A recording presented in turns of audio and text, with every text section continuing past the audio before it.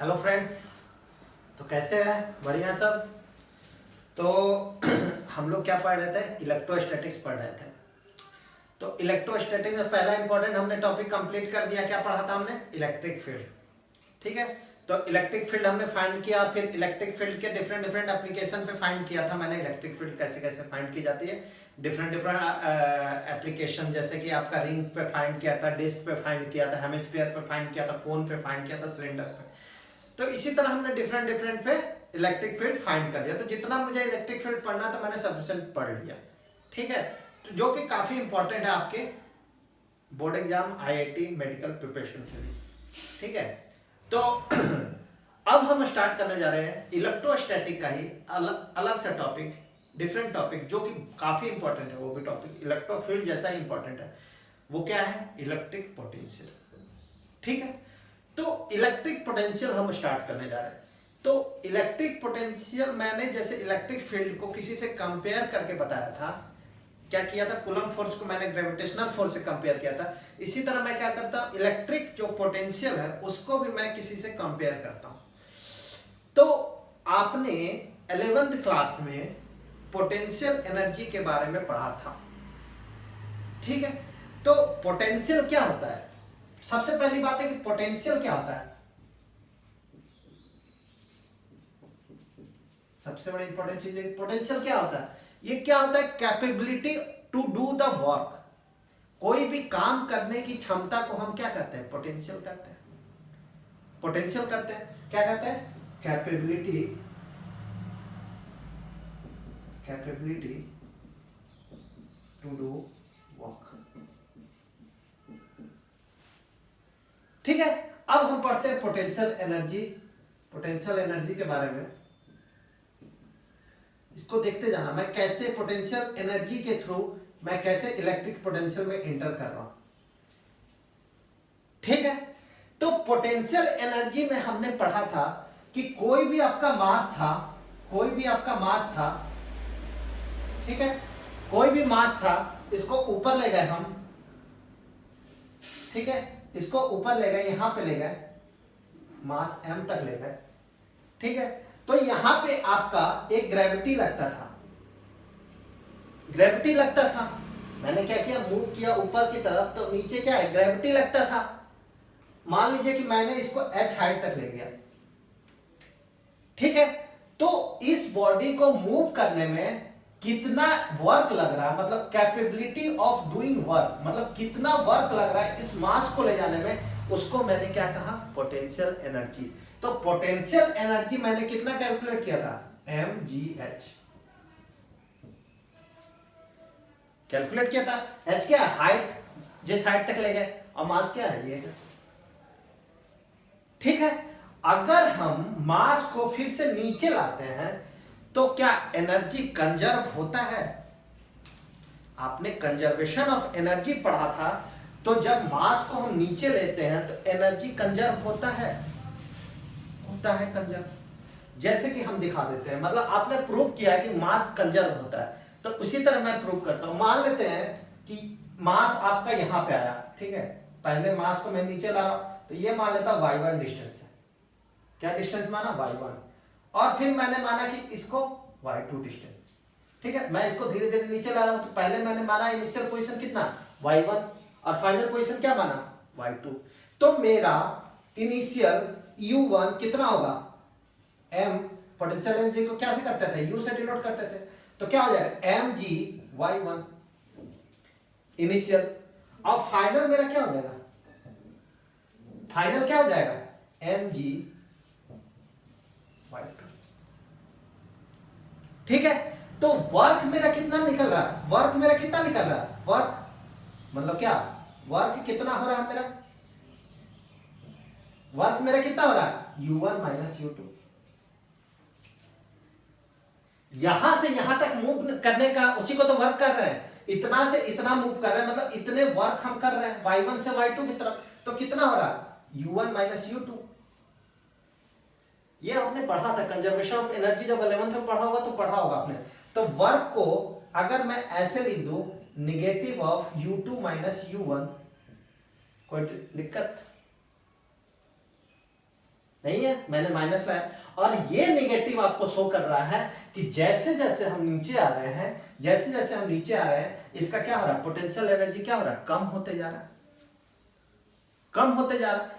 अब हम लेते हैं, अब आपने वर्क एनर्जी थ्योरम में, वर्क एनर्जी थ्योरम जब पढ़ा होगा तो आपने देखा होगा कि वर्क क्या होता है, चेंज इन काइनेटिक एनर्जी। क्या होता है, चेंज इन काइनेटिक एनर्जी।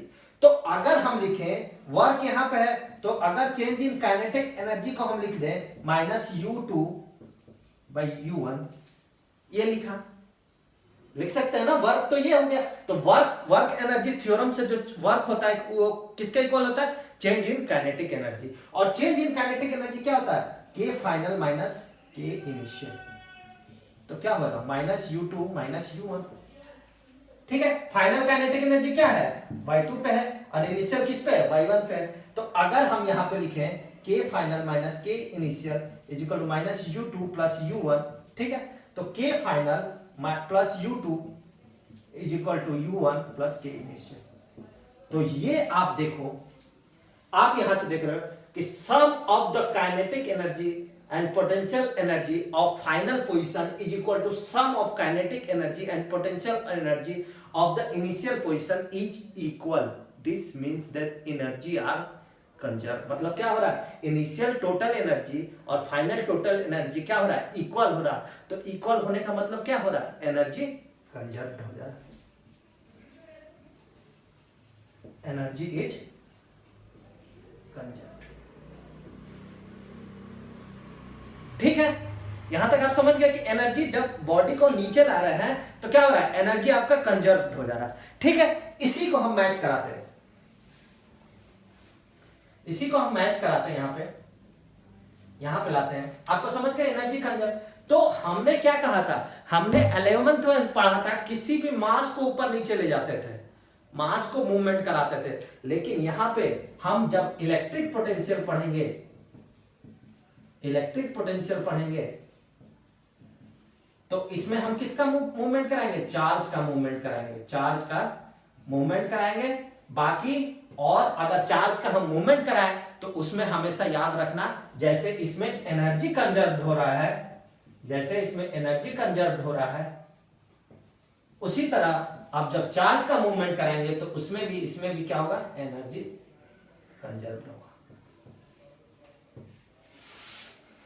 ठीक है, कि जितना एनर्जी टोटल इनिशियल एनर्जी होगा, इनिशियल एनर्जी और फाइनल एनर्जी आपका क्या होगा, इक्वल होगा। तो इसका मतलब क्या होगा, कंजर्वेशन ऑफ एनर्जी। तो जैसे मैंने इसमें एनर्जी कंजर्व करा है, इसमें भी हम एनर्जी कंजर्व कराएंगे। ठीक है, और एक देखते हैं, और देखते हैं दोनों के बीच में सिमिलरिटी। जैसे कि कोई आपका मास है, ठीक है, मास के ऊपर हम एक्सटर्नल फोर्स लगा रहे हैं और मास को हम ऊपर ले गए, मास के ऊपर क्या लगा रहे हैं, एफ एक्सटर्नल। ठीक है, मैंने किसी भी मास को, जैसे ये मास लिया, मैंने एक्सटर्नल फोर्स नीचे से लगाया, तो ये क्या हो रहा है, ये आपका डस्टर जो है ये आपका मूव कर रहा है ऊपर। तो ऊपर अगर मूव कर रहा है तो इसका डिस्प्लेसमेंट का डायरेक्शन क्या है, डिस्प्लेसमेंट, डिस्प्लेसमेंट क्या है, ऊपर है, ऊपर है। और यहां पे इसकी ग्रेविटी किधर लग रही है, ग्रेविटी किधर लग रही है जी, नीचे की तरफ। अट्रैक्टिव फोर्स होता है ग्रेविटी फोर्स। तो मतलब ग्रेविटी लग रही है, मतलब ग्रेविटेशनल फोर्स का डायरेक्शन क्या है, डाउनवर्ड। तो मतलब ग्रेविटेशनल फोर्स का, ग्रेविटेशनल फोर्स का डायरेक्शन क्या है, नीचे है, नीचे है। तो अगर हम मास को हम ऊपर ले जा रहे हैं, ऊपर ले जा रहे हैं, तो क्या हो रहा है, हाइट आपका इंक्रीज कर रहा है। तो अगर हाइट आपका इंक्रीज कर रहा है, इसका मतलब पोटेंशियल एनर्जी क्या होता है, mgh। तो अगर हाइट इंक्रीज कर रहा है तो h इंक्रीज कर रहा है, अगर h इंक्रीज कर रहा है तो आपका पोटेंशियल एनर्जी इंक्रीज कर रहा है। तो मतलब क्या हो रहा है, पोटेंशियल एनर्जी इंक्रीज कर रहा है। तो यहां पे आप ध्यान दीजिए, अगर डिस्प्लेसमेंट और ग्रेविटेशनल फोर्स का डायरेक्शन अपोजिट हो, मतलब डिस्प्लेसमेंट ऊपर हो रहा है, ग्रेविटेशनल फोर्स का डायरेक्शन नीचे, ग्रेविटेशनल फोर्स का डायरेक्शन नीचे है, तो पोटेंशियल एनर्जी क्या हो रहा है, इंक्रीज कर रहा है। ठीक है, ये चीज याद रखो, ये चीज आप समझ गए, आपने पढ़ा है। अब हम इसको ले जाते हैं चार्ज को। मान लेते हैं कोई इलेक्ट्रिक फील्ड है, कोई इलेक्ट्रिक फील्ड है, ठीक है, कोई आपका एक इलेक्ट्रिक फील्ड है, इलेक्ट्रिक फील्ड में आपने एक चार्ज रखा, ठीक है, और इस चार्ज का डिस्प्लेसमेंट आप अपोजिट डायरेक्शन, मतलब कि electric field and displacement of charge, displacement of charge क्या हो रहा है, अपोजिट हो रहा है। चार्ज का डिस्प्लेसमेंट क्या हो रहा है, अपोजिट हो रहा है। तो यहां पे देखिए डिस्प्लेसमेंट ऑफ ग्रेविटेशनल फोर्स जब अपोजिट होता है तो पोटेंशियल एनर्जी क्या होता है, इंक्रीज करता है। इसी तरह सिमिलरली अगर ये दोनों अपोजिट रहे तो इसमें भी आपका इलेक्ट्रिक पोटेंशियल जो रहेगा, इलेक्ट्रिक पोटेंशियल क्या करेगा, आपका इंक्रीज करेगा, जिसको हम प्रूव करके दिखाएंगे, फार्मूले से भी हम दिखाएंगे। लेकिन इस चीज को देखो, सिमिलरिटी देखो कि यहाँ पे दोनों का डायरेक्शन अपोजिट है तो पोटेंशियल एनर्जी इंक्रीज कर रहा है, यहाँ पे भी दोनों का अपोजिट है तो यहाँ पे क्या हो रहा है, इंक्रीज कर रहा है। ठीक है, ये सिमिलरिटी है आपका इलेक्ट्रिक पोटेंशियल और इलेक्ट्रिक पोटेंशियल एनर्जी। ठीक है, अब हम चलते हैं आगे इलेक्ट्रिक पोटेंशियल के बारे में। तो पोटेंशियल क्या होता है, capability to do the work, मतलब काम करने की क्षमता को हम पोटेंशियल कहते हैं। ठीक है, तो हम लेते हैं एक एग्जांपल, एक हम लेते हैं चार्ज है आपका, पॉजिटिव चार्ज है, एक पॉजिटिव चार्ज है, ठीक है, और ये मान लेते हैं सोर्स है, ठीक है, ये सोर्स है। एक मैं चार्ज लेता हूं स्मॉल चार्ज Q, ठीक है, स्मॉल चार्ज मैं लेता हूं Q, ठीक है, ये दोनों क्या है, चार्ज बॉडी है, चार्ज बॉडी है, तो इसके क्या अराउंड क्या होगा, इलेक्ट्रिक फील्ड जनरेट होगा, इलेक्ट्रिक फील्ड जनरेट होगा कि नहीं होगा, इसके आउटर में क्या होगा, इलेक्ट्रिक फील्ड जनरेट होगा, इसके आउटर में क्या होगा, इलेक्ट्रिक फील्ड जनरेट होगा। तो और ये भी चार्ज पार्टिकल है, क्यों, ये भी चार्ज पार्टिकल है, आइदर ये पॉजिटिव हो या नेगेटिव हो, लेकिन है तो चार्ज पार्टिकल है ना, तो क्या होगा, ये भी कुछ ना कुछ इलेक्ट्रिक फील्ड जनरेट करेगा, तो ये भी एक इलेक्ट्रिक फील्ड जनरेट करेगा। तो अगर दोनों इलेक्ट्रिक फील्ड जनरेट करेगा तो क्या होगा, एक फोर्स जनरेट होगा, फोर्स जनरेट होगा ना, फोर्स जनरेट, तो फोर्स ये क्या करेगा, यहां पे ये जो तो फोर्स जनरेट होगा, तो मान लीजिए कि ये जो चार्ज है पॉजिटिव है, तो ये क्या करेगा, रिपल्सिव फोर्स करेगा, मतलब पॉजिटिव, ये मान लीजिए सोर्स आपका पॉजिटिव ऑलरेडी गिवन है, अगर Q आपका पॉजिटिव रह गया तो क्या होगा, रिपल्सिव फोर्स होगा, रिपल्सिव फोर्स मतलब क्या, ये दूर जाएगा, इधर जाएगा चार्ज, मतलब इधर ये फोर्स के, यहां पे देखिए ये जो सोर्स है, सोर्स के पास क्या है, ज्यादा इलेक्ट्रिक फील्ड, ज्यादा एनर्जी है, तो ज्यादा एनर्जी के कारण क्या करेगा, ये बहुत ही कम है, ये टारगेट चार्ज है आपका, टारगेट चार्ज है, तो ये क्या कर रहा है, ये बहुत ज्यादा इलेक्ट्रिक फील्ड है, इसके पास बहुत ज्यादा एनर्जी, तो ये क्या करेगा, उसको मूव करेगा।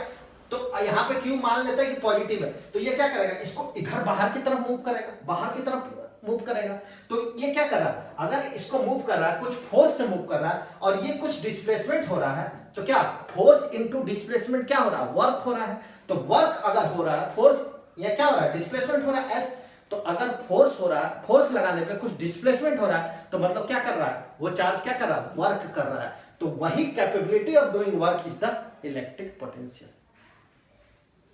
मतलब कि इलेक्ट्रिक मतलब क्या, चार्ज का मूवमेंट अगर हो रहा है किसी इलेक्ट्रिक फील्ड से, तो उसको हम क्या कहेंगे, इलेक्ट्रिक पोटेंशियल।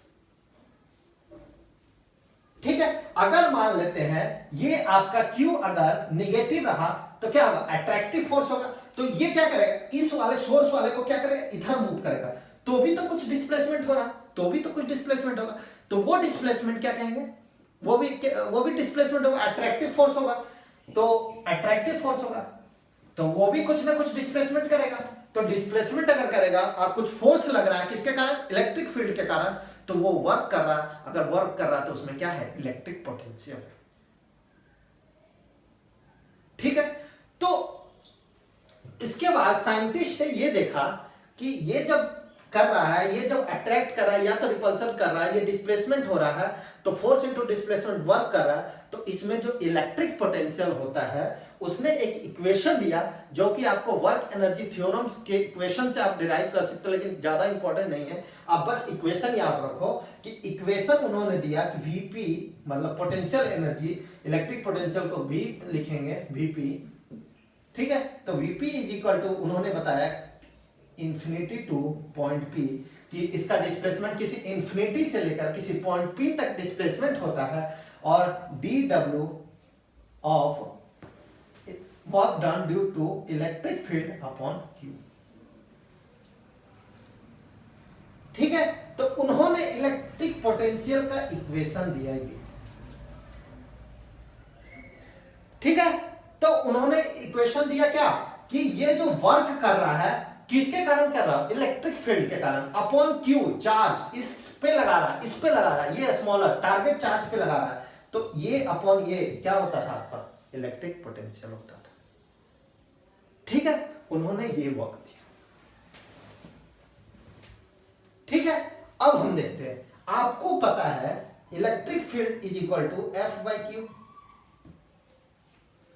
इलेक्ट्रिक फील्ड क्या होता है, फोर्स पर यूनिट चार्ज, आपने पढ़ रखा, ठीक है। अब हम वर्क निकालते हैं, डी डब्ल्यू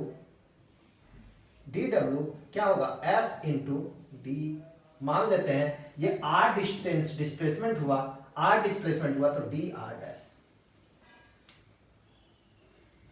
क्या कर रहा है, ये डिस्प्लेसमेंट, इस पे फोर्स लगा और ये डिस्प्लेसमेंट कितना हो रहा है, डी आर सेक्शन में डिस्प्लेसमेंट हो रहा है, ठीक है। इस चीज को तो पहले इंपॉर्टेंट याद कर लीजिए,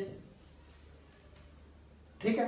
अब हम लिख रहे हैं कि अगर ये E is equal to F by q है तो F इज इक्वल टू क्या होगा, E डॉट क्यू, ठीक है। तो डी डब्ल्यू आपका कितना हो जाएगा, डी डब्ल्यू कितना आएगा, E dot Q into D R, ठीक है। इसको आप इसमें पुट करो, ठीक है, आप पुट करो इसको, तो आप पुट करो Vp is equal to minus infinity to P कितना होगा, E dot Q dot D r by q. तो Q से Q यहाँ पे क्या हो जाएगा, कैंसिल हो जाएगा, Q क्या है, कांस्टेंट है ये आपका, तो ये इंटीग्रेशन से बाहर आ जाएगा। तो आपने यहाँ पे देखो, आप नोट करते जाओ इसको, तो आप यहां से फाइंड किए Vp is equal to minus infinity to P E dot D r, ये आपने यहां से कैलकुलेट किया। इस चीज को, इस वाले इक्वेशन को याद रखो, क्योंकि मैं डेरिवेशन करूंगा, काफी डेरिवेशन करूंगा, ये डेरिवेशन उसमें यूज होंगे, ये इक्वेशन आपके यूज होंगे, काफी इंपॉर्टेंट है, ठीक है। अब हम प्रोसीड करते हैं, नेक्स्ट प्रोसीड करते हैं इसको आगे,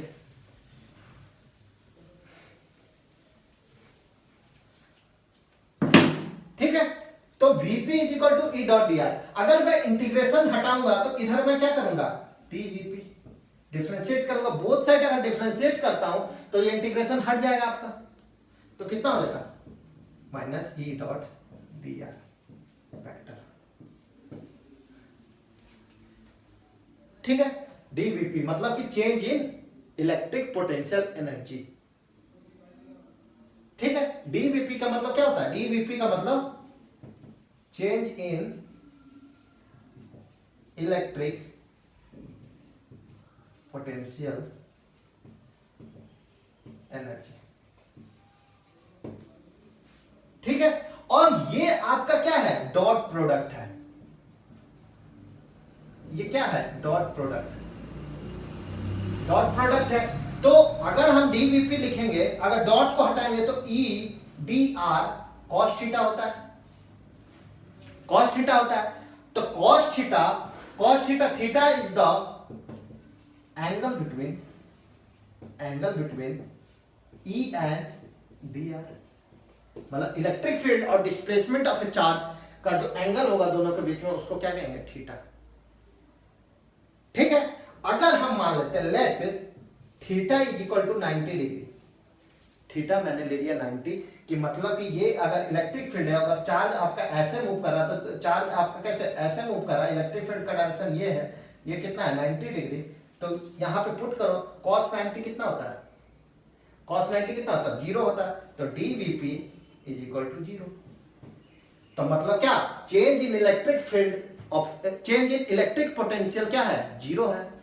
तो अगर इसको डिफरेंशिएट करेंगे तो पोटेंशियल एनर्जी क्या होता है, कांस्टेंट होता है, कांस्टेंट होता है। तो चलिए यहां तक आपको समझ में आया। क्या किया मैंने, ई डॉट प्रोडक्ट है, डॉट प्रोडक्ट का जब मैं मैग्नीट्यूड फाइंड करता हूं तो E D R cos theta, तो theta is the angle between the E and D R. ठीक है, अब हम देखते हैं नेक्स्ट।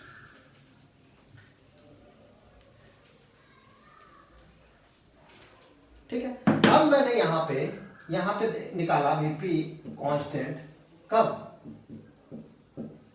जब थीटा आपका 90 डिग्री। ठीक है, अब मैं लेता हूं एग्जांपल। ठीक है ना, ध्यान से देखना। ये आपका मैंने एक बॉडी ले लिया, एक बॉडी ले लिया, क्या है, चार्ज बॉडी। ये कौन सा, चार्ज बॉडी, चार्ज बॉडी क्या है, ये चार्ज बॉडी। ठीक है, अब मान लेते हैं कि ये चार्ज बॉडी क्या करेगा, एक इलेक्ट्रिक फील्ड जनरेट करेगा। क्या करेगा, एक ये charge body electric field generate करेगा। मान लेते हैं कि ये इलेक्ट्रिक फील्ड आपका पैरेलल इलेक्ट्रिक फील्ड जनरेट करता है। कैसा इलेक्ट्रिक फील्ड जनरेट करता है, पैरेलल इलेक्ट्रिक फील्ड जनरेट करता है।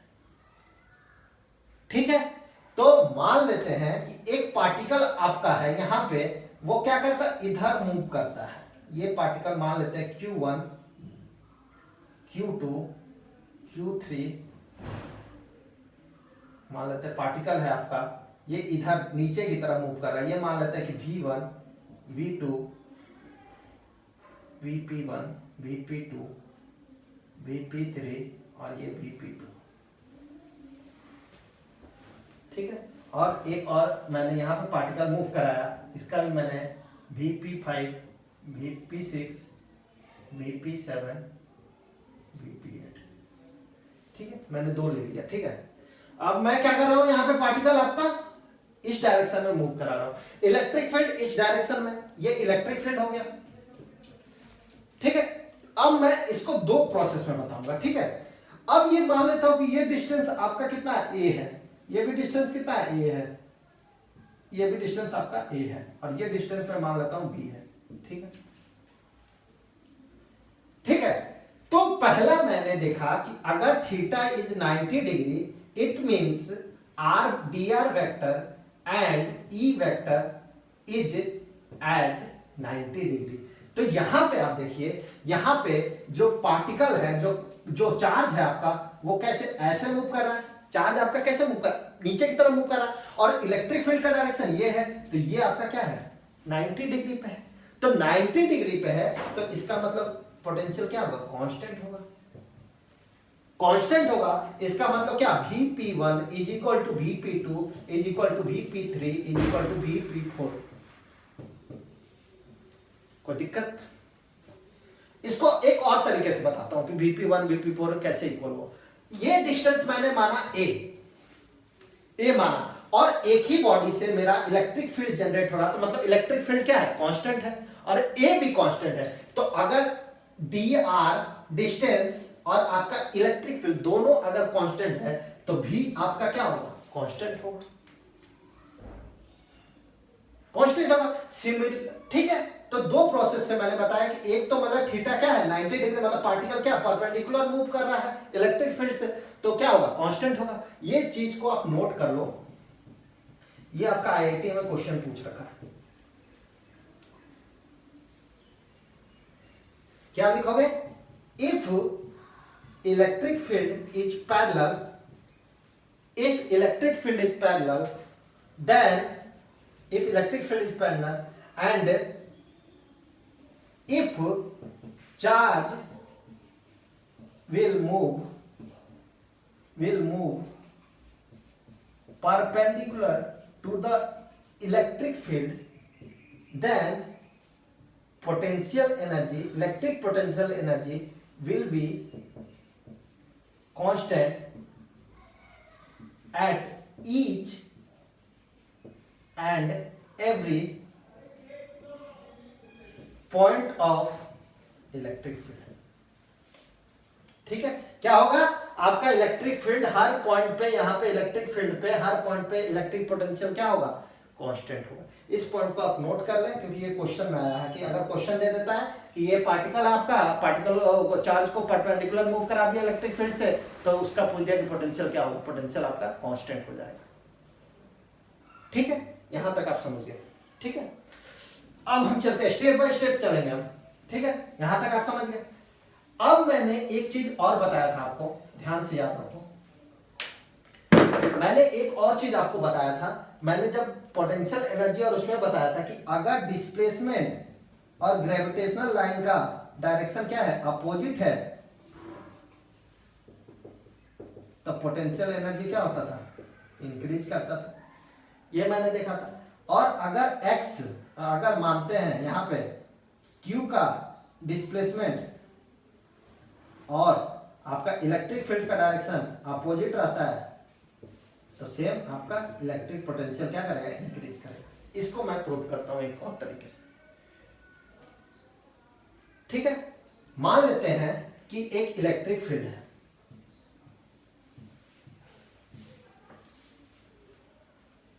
ठीक है, मैंने माना एक इलेक्ट्रिक फील्ड है। ठीक है, तो यहां पे इलेक्ट्रिक फील्ड मान लेते हैं कि ये इलेक्ट्रॉन है आपका, मूव कर रहा है इस साइड में। इलेक्ट्रॉन क्या कर रहा है, मूव कर रहा है इस साइड में। अगर मेरा इलेक्ट्रिक फील्ड इधर है और इलेक्ट्रॉन मेरा इधर की तरफ मूव कर रहा है, तो वर्क क्या होगा, निगेटिव होगा। वर्क आपका ज्यादा लगेगा, वर्क आपको ज्यादा लगेगा ना मूव करने में। इलेक्ट्रिक फील्ड इधर है और इधर इलेक्ट्रिक है, तो वर्क आपका क्या होगा, नेगेटिव होगा। वर्क नेगेटिव होगा तो आपने बीपी पढ़ा है कि minus infinity to P d W by q. अगर वर्क आपका नेगेटिव है, आपका वर्क नेगेटिव है, तो यहां पे नेगेटिव, यहां पे मैं नेगेटिव लिखूंगा, तो नेगेटिव नेगेटिव क्या हो जाएगा आपका पॉजिटिव। मतलब क्या हो जाएगा, इलेक्ट्रिक मतलब इलेक्ट्रिक पोटेंशियल क्या हो जाएगा, पॉजिटिव। मतलब पॉजिटिव मतलब क्या, Vp इज ग्रेटर देन 0। इसका मतलब क्या हो रहा है, Vp आपका इंक्रीज कर रहा है। आया समझ में? क्या हो रहा है कि यहाँ पे dw अगर नेगेटिव नेगेटिव क्या हो जाएगा, पॉजिटिव हो जाएगा। तो यहाँ पे अगर पॉजिटिव हो गया तो क्या हो जाएगा, वो हो गया। तो सिमिलर आप देखो, सिमिलरली अगर आपका इलेक्ट्रिक फील्ड ये रहा, इलेक्ट्रिक फील्ड का डायरेक्शन ये रहा, अगर Q आपका इधर मूव कर रहा है, इधर मूव कर रहा है, तो वर्क क्या हो जा रहा है आपका, पॉजिटिव हो जा रहा है। वर्क क्या हो रहा है, अगर मैं इधर ही मूव कर रहा हूं, इलेक्ट्रिक फील्ड भी इधर ही है, तो क्या होगा, मुझे कम वर्क लगेगा, तो वर्क क्या हो जाएगा, पॉजिटिव हो जाएगा। अगर वर्क पॉजिटिव हो जाएगा तो इसका मतलब क्या, पॉजिटिव और माइनस क्या होगा, नेगेटिव, तो Vp क्या हो जाएगा, नेगेटिव हो जाएगा। अगर ये नेगेटिव हो गया तो Vp लेस देन 0, तो लेस देन 0 मतलब क्या होगा, Vp डिक्रीज। तो इसका मतलब क्या, चार्ज और इसका अगर सेम डायरेक्शन रहा तो इलेक्ट्रिक पोटेंशियल क्या हो जाएगा, डिक्रीज हो जाएगा। अगर अपोजिट रहा तो इलेक्ट्रिक पोटेंशियल इंक्रीज कर जाएगा। ठीक है, इस चीज को नोट करते जाओ। ठीक है, तो यहां पे मैंने इसकी डेरिवेशन मैंने निकाल लिया। ठीक है, अब मैंने यहां पे जितनी इलेक्ट्रिक पोटेंशियल के बेसिक समझना था मैंने समझ लिया। अब मैं देखता हूं, जैसे मैंने इलेक्ट्रिक फील्ड में क्या देखा था, और एक चीज याद रखना, इलेक्ट्रिक पोटेंशियल जो होता है स्केलर क्वांटिटी होता है, उसमें कोई डायरेक्शन नहीं होता, मैग्नीट्यूड होता है बस। तो वो सिंपली आप जैसे कि 2-3 पॉइंट, मतलब एक पॉइंट पे 2-3 इलेक्ट्रिक पोटेंशियल रहा, तो उसको सिंपली अलजेब्रिक जैसे एडिशन करते हैं, उसी तरीके से आप एडिशन करोगे। ठीक है, चलिए नेक्स्ट हम करते हैं, एप्लीकेशन करते हैं। जैसे मैंने इलेक्ट्रिक फील्ड में क्या किया था, डिफरेंट डिफरेंट एप्लीकेशन पे मैंने इलेक्ट्रिक फील्ड निकाला था, इसी तरह हम क्या करेंगे, इलेक्ट्रिक पोटेंशियल भी हम डिफरेंट डिफरेंट पॉइंट पे निकालेंगे। ठीक है, तो पहला हम निकालेंगे electric field due to a point charge. मैंने उसमें भी निकाला था इलेक्ट्रिक पोटेंशियल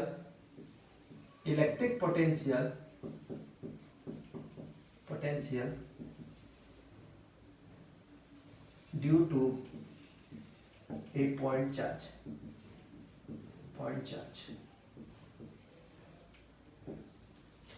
क्या निकाला था, due to a point charge. तो मैंने लिया था वहां पे भी एक चार्ज लिया था, क्यूब चार्ज, और मुझे फाइंड करना है कि इलेक्ट्रिक पोटेंशियल इस पॉइंट पे फाइंड करो।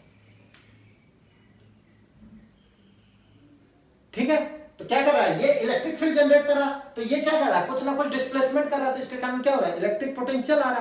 तो मुझे इस पॉइंट पे इलेक्ट्रिक पोटेंशियल निकालना है।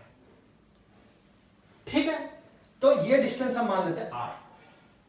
ठीक है, तो आपने पढ़ा है कि माइनस इंफिनिटी टू p, ठीक है, infinity to p e dot D r, ये आपने अभी कैलकुलेट किया। ठीक है, ये फॉर्मूला। अब मुझे पॉइंट चार्ज पे इलेक्ट्रिक फील्ड, आपको याद है कि नहीं, मैंने कैलकुलेट किया था पॉइंट चार्ज के लिए, पॉइंट चार्ज के लिए इलेक्ट्रिक फील्ड क्या होता था, के Q by R square R cap, पढ़ा था मैंने। तो यहां पे आप VP is equal to minus infinity to P K Q by R square R cap D R. Sorry, यहां पे लिमिट लो, पी नहीं लेना है, कहां से लेना है, 0 से आर, इंफिनिटी से आर। ठीक है, अब देखो, अब यहां पे मैंने ये ले लिया। ठीक है, अब एक चीज आप हमेशा याद रखो, हमेशा याद रखो कि ये जब वैल्यू कैलकुलेट करेंगे तो इसका होता है डी आर। इसको मैं प्रूव करके बताता हूं कि कैसे मैंने लाया ये। ठीक है, ये चीज आप याद रखो। मैं इसका डेरिवेशन भी बता देता हूं, लेकिन आपको डेरिवेशन करने की जरूरत नहीं है, लेकिन मैं बता देता हूं कि कैसे आपका डेरिवेशन ये आया। ठीक है, तो मान लेते हैं कि एक आर वेक्टर है, तो आर वेक्टर मैं मान लेता हूं यहां पे x i cap plus y j cap plus के कैप, के जेड के कैप। ठीक है, यहां पे इसको मैं एक और टर्म में डिवाइड कर देता हूं कि यूनिट वेक्टर क्या होता है, R vector upon R vector का magnitude D R is equal to D R. तो are vector dot D R vector is equal to D R into R vector का मैग्नीट्यूड। ये हो गया आपका। ठीक है, अब मैं यहां पे आपका ये आर वेक्टर मैंने निकाल लिया। ठीक है, तो अगर मैं इसका मैग्नीट्यूड निकाल लेता हूं,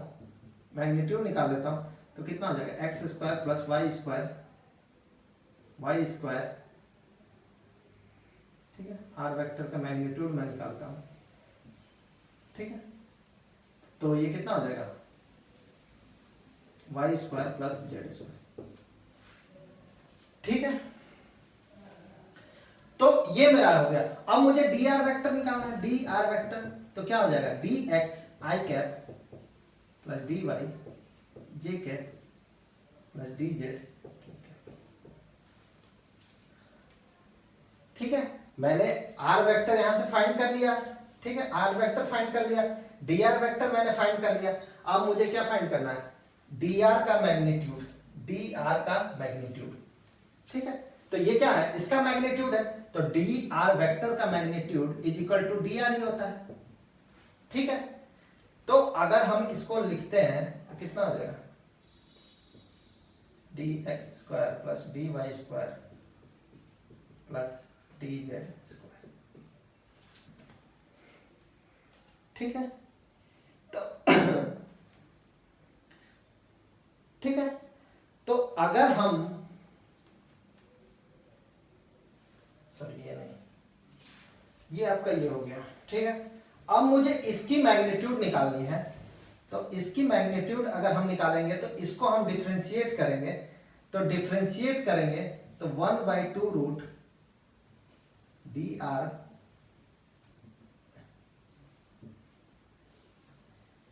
देखिए ये मैंने आर वेक्टर निकाला, ये क्या निकाला, मैग्नीट्यूड निकाला।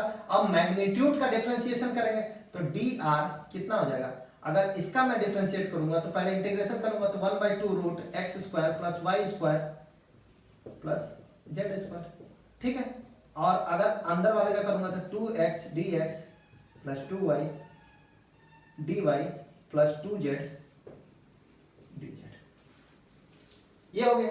2 का अगर मैं बाहर ले लेता हूं तो ये सारा कैंसिल, और x z x d x y d y d z, ये बचा आपका। ठीक है, अब हम क्या करते हैं, अब हम इस वाले को फाइंड करते हैं यहां पे, r dash dot D R vector. तो आर वेक्टर क्या है, x i cap plus y j cap plus z k cap. ठीक है, इसको डॉट प्रोडक्ट करते हैं, तो d x i cap plus d y j cap plus d z k cap. तो डॉट प्रोडक्ट आपको पता है, तो कितना आई कैप, तो x d x plus y d y plus z d Z. ठीक है, ये आया आपका। तो अगर हम इसको मल्टीप्लाई करते हैं, इसको मल्टीप्लाई करेंगे, इसको और इसको मल्टीप्लाई करेंगे, तो ये और ये कैंसिल, और ये कितना आ जाएगा, x d x y d x d y. तो क्या आपका सिमिलर आ रहा है,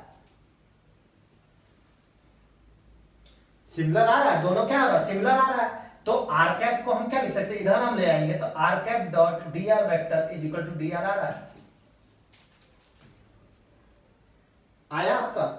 तो इस तरीके से आपने ये कैलकुलेट कर लिया, आया समझ में। ठीक है, तो यहां तक मैंने ये कर लिया। ठीक है, अब मैं बीपी निकालता हूं। ठीक है, तो माइनस इंफिनिटी टू आर के क्यू बाई, ठीक है, आर स्क्वायर डी आर। ठीक है, अब इसका इंटीग्रेट करो, तो आर स्क्वायर माइनस माइनस क्या plus k Q by r equal to infinity to small r. ठीक है, तो अगर हम इसका वो करेंगे तो क्या आ जाएगा, k Q by one by r minus one by infinity that is zero. तो क्या आ जाएगा, p is equal to k Q by r. Point charge के लिए मैंने यहाँ पे इलेक्ट्रिक पोटेंशियल डिराइव कर लिया। ठीक है, अब हम चलते हैं नेक्स्ट टॉपिक की तरफ। मैंने पॉइंट चार्ज के लिए निकाल लिया। ठीक है,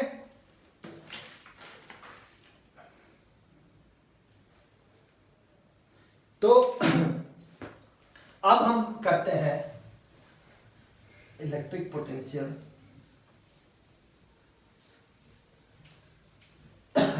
अगला हम एप्लीकेशन देखते हैं, electric potential at the centre of portion of ring. Electric potential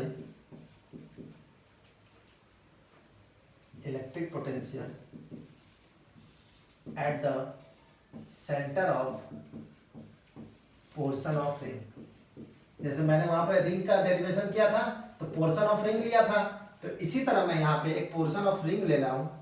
ठीक है, ये रिंग ले रहा हूं मैं। ठीक है, इसका मैंने रेडियस लिया capital R.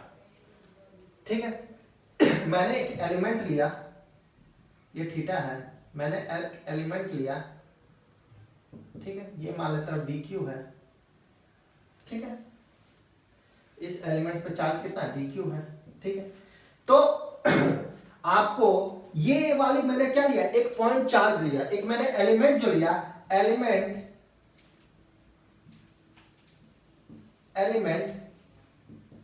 will behave as a point charge। ये एक पॉइंट चार्ज की तरह करेगा। अब पॉइंट चार्ज के बीच का डिस्टेंस कितना लिया था, आर। ये क्या है, रेडियस क्या है, कांस्टेंट है। ये भी कितना आर है। तो आपने पॉइंट चार्ज के लिए क्या निकाला था, के क्यू बाई आर। और यहां पे डी वीपी के लिए हम पॉइंट चार्ज के लिए ले रहे हैं, तो के d q by capital R. Distance कितना, कैपिटल आर, और चार्ज यहां पर कितना है, डी क्यू है।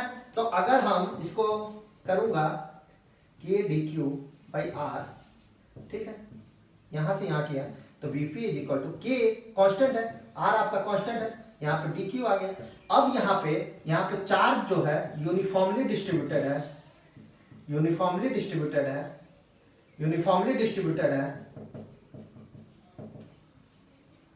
चार्ज क्या है, यूनिफॉर्मली डिस्ट्रीब्यूटेड है। तो इंटीग्रेशन ऑफ dq मतलब क्या, होल चार्ज कितना होगा, q होगा। तो यहां से Vp मेरा क्या आ गया, kq by, portion of ring के लिए मैंने इलेक्ट्रिक पोटेंशियल ये निकाल लिया।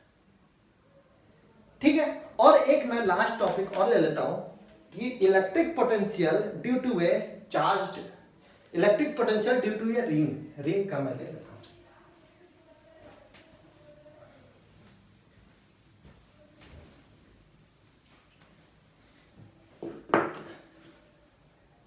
तो मैं ले लेता हूं electric potential due to a ring. ठीक है, मैंने पहले क्या लिया था, पोर्शन ऑफ रिंग, तो उसका क्या आया था के क्यू बाई आर, और उसका मैंने पॉइंट चार्ज क्या आया था के क्यू बाई आर, वो भी। अब मैं electric potential of a ring ले लेता हूं। एक मैंने रिंग लिया, ठीक है, एक मैंने रिंग लिया, ठीक है। सिमिलरली आप सोचो कि एक रिंग है, रिंग के ऊपर पॉइंट पी पे मुझे इलेक्ट्रिक पोटेंशियल निकाला, तो ये हो गया। ठीक है, ठीक है, ये मान लेता हूं मैं कितना है x डिस्टेंस पे ये है।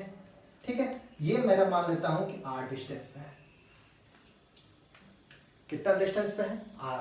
मैं एक एलिमेंट ले लेता हूं, यहां पे एक पॉइंट चार्ज ले लेता हूं, एक एलिमेंट लिया, कितना चार्ज का dq। ठीक है, तो रिंग मैंने लिया और ये एलिमेंट लिया, तो एलिमेंट का कितना लिया था मैंने, एलिमेंट के लिए पॉइंट चार्ज, किसी स्मॉल पॉइंट चार्ज के लिए मैंने पोटेंशियल एनर्जी क्या निकाला था, पॉइंट चार्ज के लिए, सिंपली ले लो, पॉइंट चार्ज के लिए इलेक्ट्रिक पोटेंशियल आपने कितना निकाला था के क्यू बाई आर, और आर क्या था, distance between the point charge and the where we have to find the electric field. तो इलेक्ट्रिक पोटेंशियल मुझे यहां फाइंड करना, डिस्टेंस ये है, तो ये कितना हो जाएगा x squared plus r squared. तो सॉरी वीपी, तो इसके लिए हम निकालेंगे k d q by root r squared plus x squared d vp. तो इंटीग्रेट कर देंगे हम इसको, तो डी वीपी, तो ये बाहर आ जाएगा vp is equal to k root r squared plus x squared d q. ठीक है, अब इसमें भी चार्ज जो है, चार्ज क्या है, यूनिफॉर्मली डिस्ट्रीब्यूटेड, चार्ज क्या है, यूनिफॉर्मली डिस्ट्रीब्यूटेड। तो क्या करेंगे, vp is equal to k Q by root r squared plus x squared. किसके लिए, रिंग के लिए मैंने निकाल लिया। ठीक है, तो आज के लिए बस यहीं तक रहने देते हैं, रिंग तक। उसके बाद हम कल के टॉपिक में डिस्क पे पढ़ेंगे, उसके बाद हेमिस्फीयर पे पढ़ेंगे, उसके बाद स्फीयर पे पढ़ेंगे, उसके बाद मेरा इलेक्ट्रिक पोटेंशियल लमसम जितने डेरिवेशन है आपके कंप्लीट हो जाएंगे।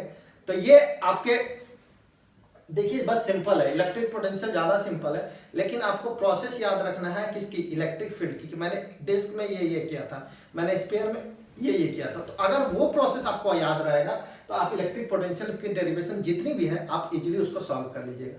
तो आप मैं फिर से बोल रहा हूं कि आप इलेक्ट्रिक फील्ड को अच्छे तरीके से रिवीजन कीजिए, उसके बाद इलेक्ट्रिक पोटेंशियल में आप देखिए कितनी इजीली वो सॉल्व करेंगे। हम जितने एप्लीकेशन वहां पढ़े थे उतने सारे एप्लीकेशन को हम यहाँ पे इलेक्ट्रिक पोटेंशियल भी निकालेंगे। उसके बाद हम देखेंगे उसके इलेक्ट्रिक पोटेंशियल और इलेक्ट्रिक फील्ड में क्या क्या सिमिलरिटी होता है, क्योंकि क्वेश्चन कभी कभी दे देता है कि इलेक्ट्रिक पोटेंशियल दे दिया, इलेक्ट्रिक फील्ड पूछ दिया, इलेक्ट्रिक फील्ड दे दिया, इलेक्ट्रिक पोटेंशियल पूछ दिया, तो ऐसे ऐसे क्वेश्चन आते रहते हैं, तो उस टाइप से देखेंगे। उसके बाद हम देखेंगे इलेक्ट्रिक पोटेंशियल एनर्जी, अगर वो वर्क कर रहा है तो कुछ ना कुछ उस पर एनर्जी दे रहा है, तो वो एनर्जी को भी कैलकुलेट करेंगे। उसके बाद हम देखेंगे इलेक्ट्रिक फ्लक्स।